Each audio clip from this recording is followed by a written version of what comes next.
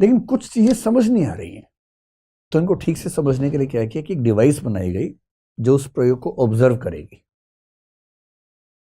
और जैसी वो डिवाइस लगाई गई, प्रकाश का बिहेवियर पार्टिकल जैसा हो गया। ये क्या तमाशा हो रहा है भाई, अजीब तमाशा है। तो जैसी वो डिवाइस हटाई, वो फिर वेव जैसा हो गया। आइंस्टीन ने पहली बार कहा था कि प्रकाश एक वेव भी है और पार्टिकल भी। उससे पहले प्रकाश को वेव समझते थे, हम लहर समझते थे। आइंस्टीन ने कहा ना, वेव भी है पार्टिकल भी है, दोनों की तरह से बिहेव करता है, और उसको फोटोन कहा पार्टिकल के रूप में। अब जो चीज है ना, सुनेंगे तो कुर्सी पकड़ लीजिए, खिसक ना जाए कहीं, ऐसी इंटरेस्टिंग चीज है। इसी से आइंस्टीन हिल गए थे अपने समय में। प्रकाश को भेजा और प्रकाश वेव की तरह बिहेव कर रहा है, लेकिन कुछ चीजें समझ नहीं आ रही हैं। तो इनको ठीक से समझने के लिए क्या किया कि एक डिवाइस बनाई गई जो उस प्रयोग को ऑब्जर्व करेगी। और जैसी वो डिवाइस लगाई गई, प्रकाश का बिहेवियर पार्टिकल जैसा हो गया। ये क्या तमाशा हो रहा है भाई, अजीब तमाशा है। तो जैसी वो डिवाइस हटाई, वो फिर वेव जैसा हो गया।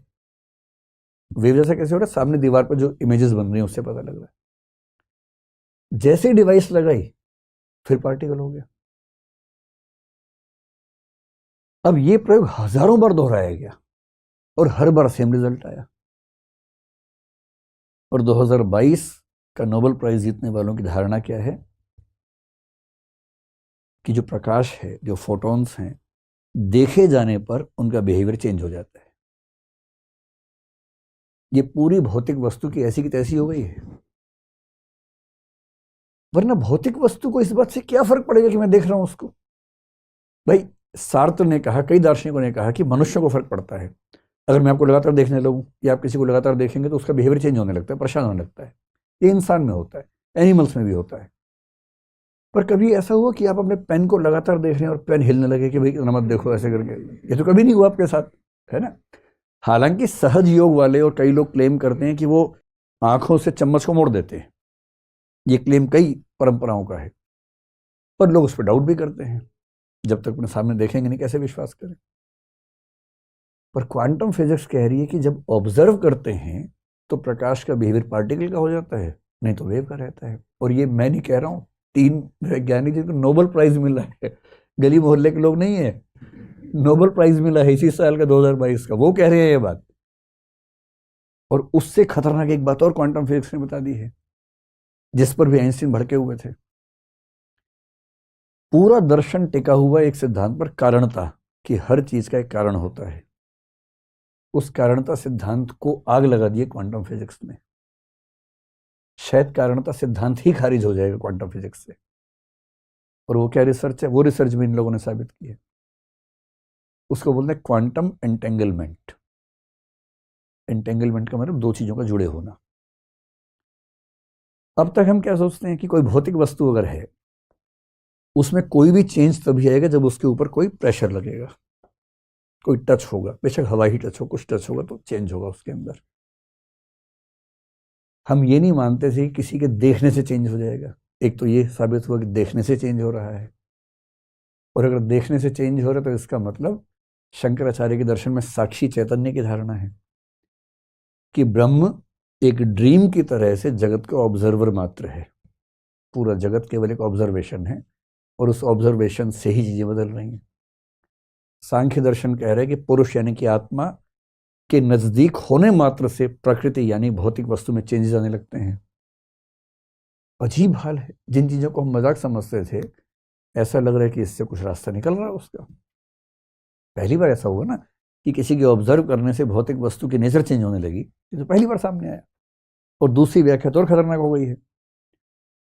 हम ये मानते हैं कि कोई बाहरी प्रभाव पड़ेगा, दबाव लगेगा तो परिवर्तन आएगा किसी वस्तु में, भौतिक वस्तु में। अब एक धारणा आई है क्वांटम एंटेंगलमेंट की, जिसका मतलब ये है कि सब एटॉमिक लेवल पर, इलेक्ट्रॉन, प्रोटॉन, न्यूट्रॉन, न्यूक्लियस, किसी लेवल पर यह संभव है कि एक सब एटॉमिक पार्टिकल का कनेक्शन किसी और सब एटॉमिक पार्टिकल से कहीं और हो। कहीं और का मतलब पृथ्वी पे ही नहीं, चांद पे भी हो सकता है, सूर्य पे भी हो सकता है, किसी और आकाशगंगा में भी हो सकता है, बिलियंस ऑफ लाइट ईयर्स दूर भी हो सकता है।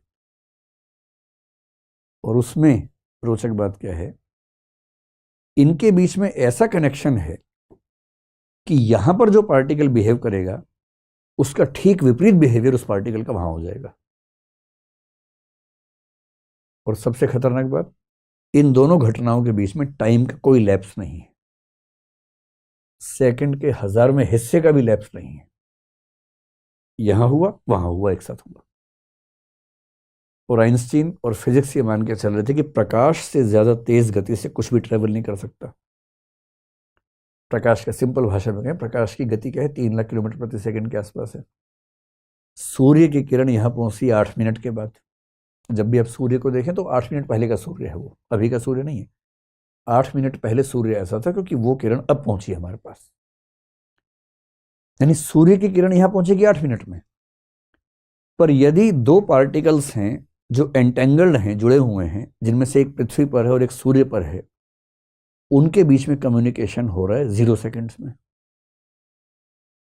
और इसी पर आइंस्टीन ने कहा था कि नहीं, ये कुछ गलत है, कुछ हिडन वेरिएबल से हम समझ नहीं पा रहे हैं।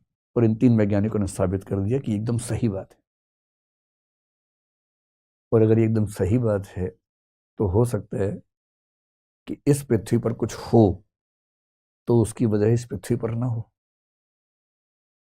कहीं और हिला हो, कुछ उधर हिला, या हिल गया और हम कह रहे हिल क्यों रहा है, हम उसको लगा रहे हैं 2 झापड़ के लिए, हिल क्यों रहा भाई, वो बेचारा एंटेंगल्ड है किसी और आकाशगंगा से। और अगर प्रकाश की गति को भी खारिज करती हुई स्थितियां हैं, कम्युनिकेशन इतना फास्ट है, तो शायद निकट भविष्य में फिलॉसफी में बहुत बड़े चेंजेस आने वाले हैं फिजिक्स के साथ साथ। एक अच्छा फिलोसफर आज के ज़माने में वो है जो फिजिक्स के साथ चले, केमिस्ट्री के साथ चले, बायोलॉजी के साथ चले। डार्विन का इवोल्यूशन पढ़े बिना आप दर्शन को पढ़ नहीं सकते आज के ज़माने में। मूर्खता होगी अगर आप केवल दर्शन पढ़ के काम चलाएं, साइंस को ना पढ़ें।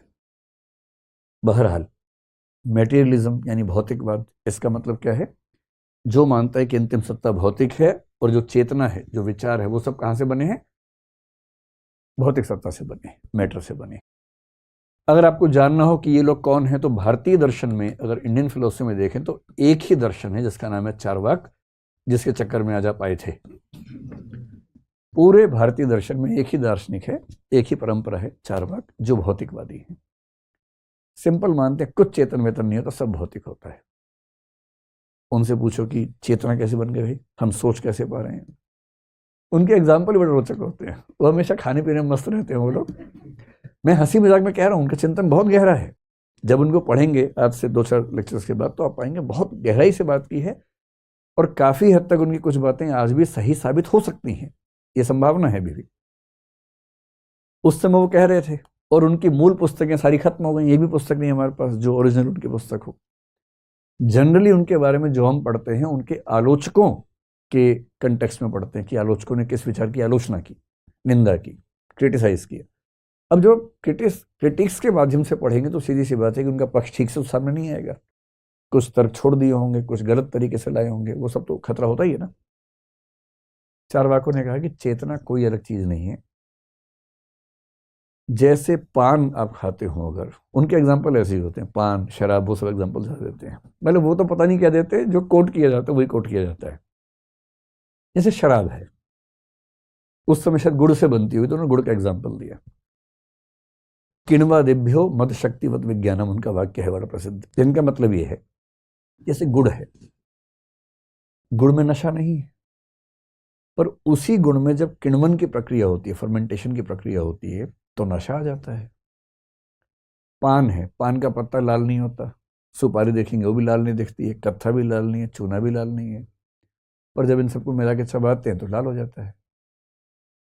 ठीक वैसे ही ये पूरा ब्रह्मांड 4 महाभूतों से बना है। आपके मन में होगा 5 होते हैं, नहीं नहीं, चारवाक में 4 होते हैं। कई लोग 4 मानते हैं। आकाश छोड़ दीजिए, पृथ्वी, जल, वायु, अग्नि, इन 4 चीजों के अलग अलग अनुपात में मिलने से सब चीजें बनती हैं, और इसी के एक विशेष अनुपात से चेतना भी विकसित हो जाती है। उनका ये आंसर है कि चेतना कुछ नहीं है, भौतिक चीजों से बन जाती है। लोग कहते हैं ये क्या बात हुई यार, कैसे बन सकती है।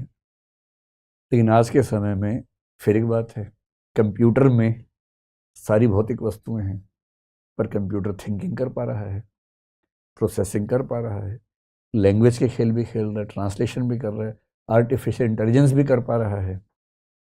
तो यदि भौतिक वस्तुओं के बने हुए कंप्यूटर में ऐसी चीज़ें हो सकती हैं, तो भौतिक वस्तुओं से बने शरीर में क्यों नहीं हो सकता है आजकल।